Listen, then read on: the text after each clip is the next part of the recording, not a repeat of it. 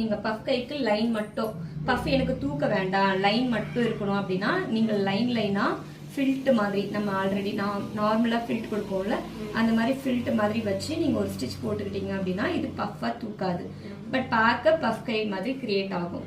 இதுவே நீங்க பஃபா தூக்கணும் அப்படின்னா அப்படியே ஆப்போசிட்டா நீங்க ஃபிளீட் கொடுக்கணும். புரியுதா? இந்த ப்ளீட் வந்து ஆப்போசிட் ப்ளீட்டா இருந்துச்சு அப்படின்னா பஃப் வந்து இங்க கிரியேட் ஆகும். இந்த மாதிரி தூக்குனீங்கன்னா கிரியேட் ஆகும். ஓகேவா? இப்போ நான் ஸ்டிச் பண்ணி காமிக்கிறேன் பாருங்க. ஆப்போசிட் ஸ்லீவா கொடுக்குறேன். ஆப்போசிட் ப்ளீட் வைக்கும் போது தூக்க வேணாம் அப்படின்னு வச்சுக்கோங்களேன். இந்த இடத்துல இருக்கிற தையல் இப்போ நான் இந்த பீஸ் வந்து ஈக்குவலா வச்சு தைச்சேன் பாத்தீங்களா? இது ஈக்குவலா இல்லாம அந்த கிளாத் வர்ற மாதிரியே நீட்டா வைக்கணும். அப்ப என்ன ஆகும்னா இந்த பஃப் வந்து சின்னதா வரும். இவ்வளவு அளவு தூக்காது. இதுதான் புரிஞ்சுதா? வரையலாம், இதை இப்படியும் வரையலாம், இதை இப்படியும் வரையலாம். எப்பவுமே ஷேப்புக்கு நான் மெஷர்மெண்ட் கொடுக்க மாட்டேன். சரியா? ஷேப்புக்கு மெஷர்மெண்ட் ஏன் கொடுக்க மாட்டேன்னா நீங்க இந்த ஷேப்பை நீங்க எந்த மாதிரி வேணாலும் வரையலாம். இதுக்கு நான் மெஷர்மெண்ட் கொடுத்தா நான் இப்படிதான் வரையணும்ட்டு எல்லா பிளவுஸ்க்கும் ஒரே மாதிரி வரைய ஆரம்பிச்சிருவீங்க. அந்த மாதிரி இருக்க கூடாது. நீங்க பிளாட்டா வரையீங்கன்னா அது ஒரு லுக் வரும்.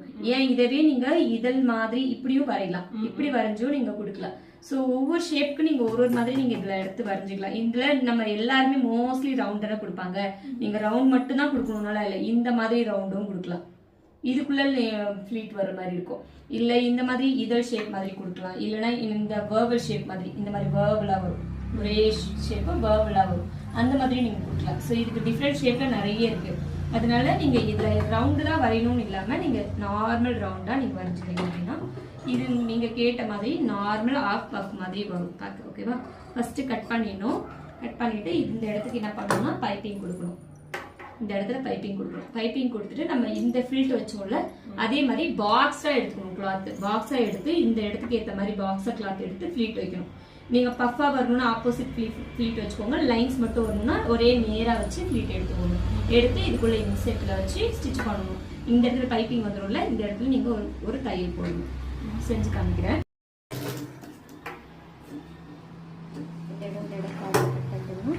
இது வந்து டூ டைப்ஸ்ல இருக்கும். இன்னும் நிறைய பஃப்ல வந்து நிறைய வெரைட்டிஸ் இருக்கு. நீங்க லேர்ன் பண்ணிக்கிறது இவ்வளவுதான். ஓகேவா? இதுல ஆஃப் பஃப், இப்போ இந்த ஆஃப் பஃப் இதுக்கு கீழே பார்டர் வரணும்னு வச்சுக்கோங்களேன். இதுல பார்டர் அட்டாச் பண்ணணும். பார்டர் வந்துட்டு நீங்க